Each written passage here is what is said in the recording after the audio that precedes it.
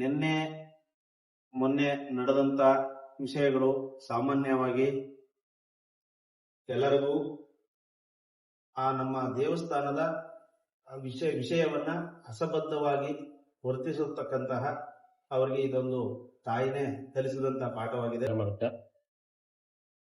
ನಿನ್ನೆ ಮೊನ್ನೆ ಮಾಧ್ಯಮದಲ್ಲಿ ನಡೆದಂತ ನಮ್ಮ ಮೂಗೂರು ಅಮ್ಮನವರ ದೇವಸ್ಥಾನದಲ್ಲಿ ಈ ಥರ ಯಾವಾಗಲೂ ಇಲ್ಲ, ಯಾಕಾಯ್ತು ಅಂತ ನಾನು ಮೊಬೈಲಲ್ಲಿ ನೋಡಿ ರವಿ ಅವ್ರಿಗೆ ಫೋನ್ ಮಾಡಿದೆ, ಏನು ಈ ಥರ ಆಯ್ತದೆ ಅಂತ.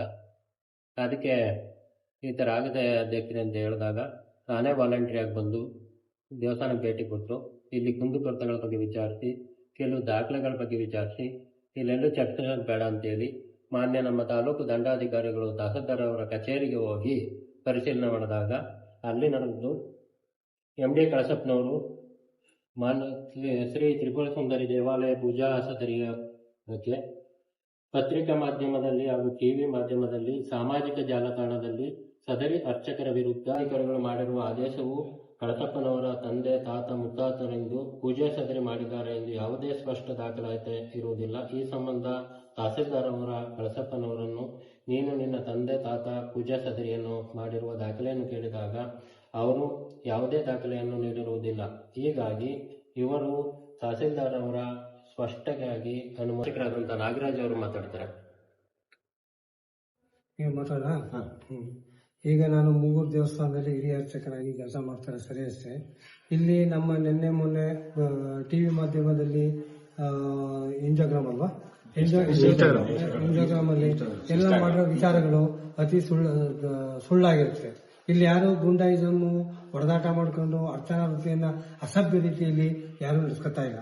ಅವರನ್ನೇ ಬಂದು ಹೆಂಗಸರು ಬರಬಾರದಂತ ಪಬ್ಲಿಕ್ ಪ್ಲೇಸಿಗೆ ಬಂದು ಅನ್ಯತಃ ಎಲ್ಲರಿಗೂ ತೊಂದರೆ ಕೊಟ್ಟು ಕೆಟ್ಟ ರೀತಿಯಲ್ಲಿ ನಡ್ಕೊಂಡಿರ್ತಾರೆ.